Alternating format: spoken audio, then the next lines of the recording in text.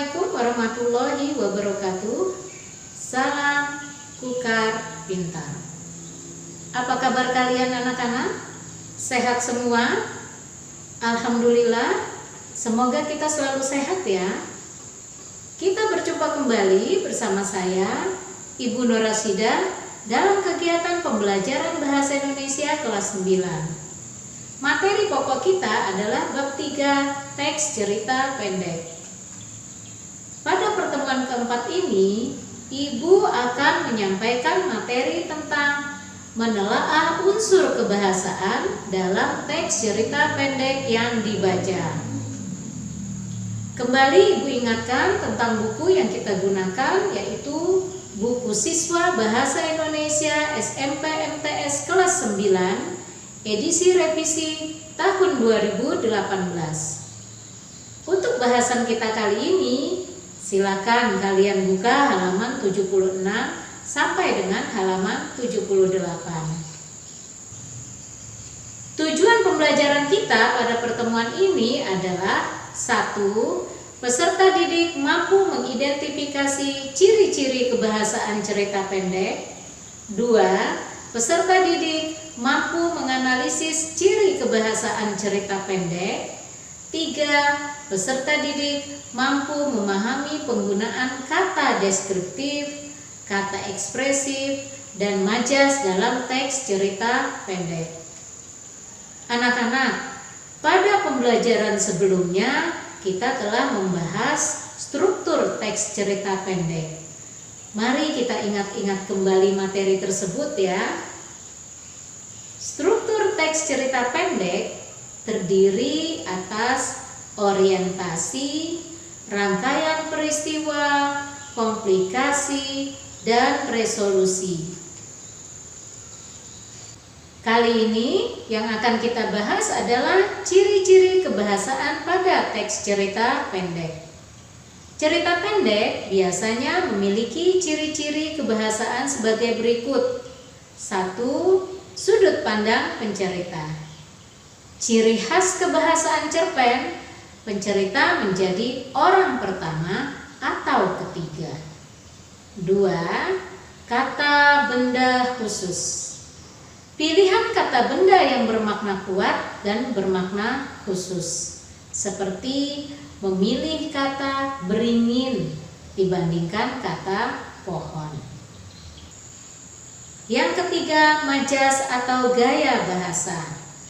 Majas yang pertama yaitu simil atau perbandingan langsung.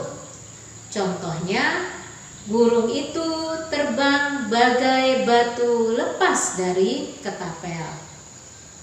Jadi yang dibandingkan adalah burung dan batu. Kedua, majas metafora. Majas ini memberikan perbandingan tidak langsung atau tersembunyi. Contohnya, dia memiliki hati batu. Hati batu merupakan metafora. Yang ketiga, majas personifikasi. Pada majas ini, benda mati dianggap seperti makhluk hidup. Contohnya, awan tertatih-tatih melintasi langit. Perhatikan pada kalimat awan tertatih-tatih, ini membuat seperti makhluk hidup. Berikutnya, kalimat deskriptif. Kalimat deskriptif adalah kalimat yang memberikan deskripsi untuk menggambarkan pengalaman, latar, dan karakter.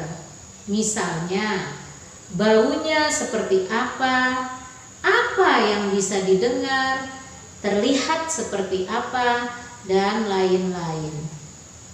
Bagaimana anak-anak?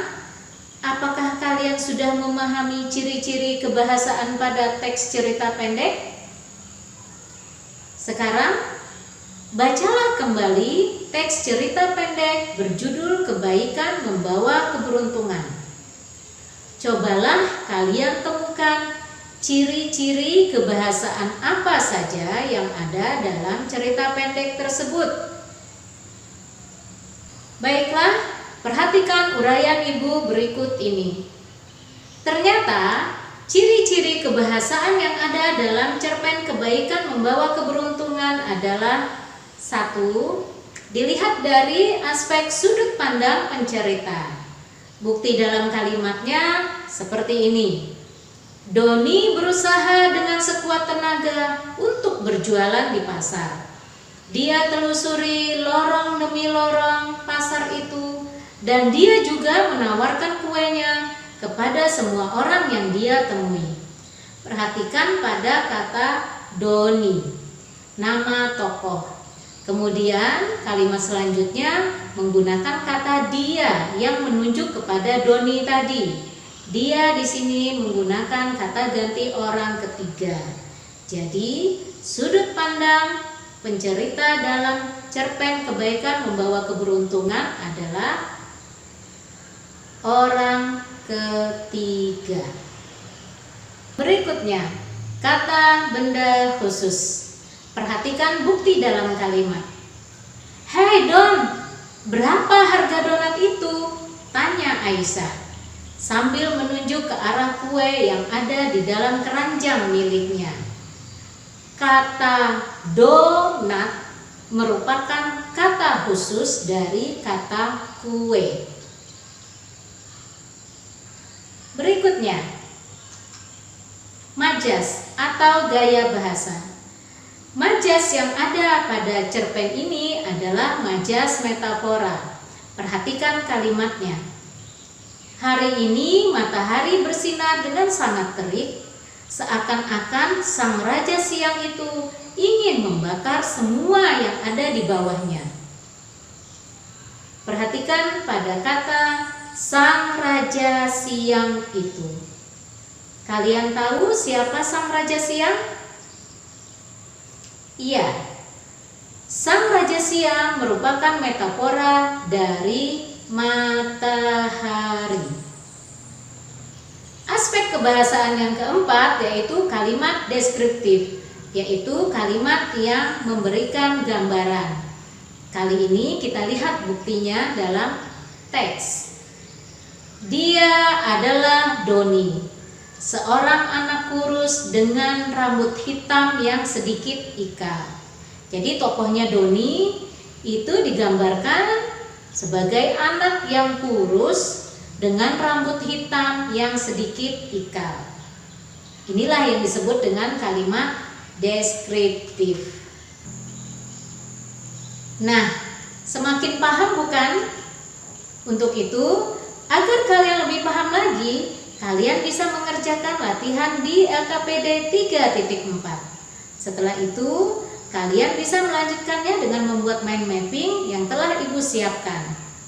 Pertemuan kita yang akan datang, kita akan sama-sama menyusun teks cerita pendek dengan memperhatikan struktur dan ciri kebahasaan yang telah kalian pelajari. Demikian pertemuan kita hari ini. Semoga kita selalu mendapatkan manfaat dari semua yang telah dipelajari. Terima kasih, selamat belajar, tetap semangat. Assalamualaikum warahmatullahi wabarakatuh. Salam Kukar Pintar.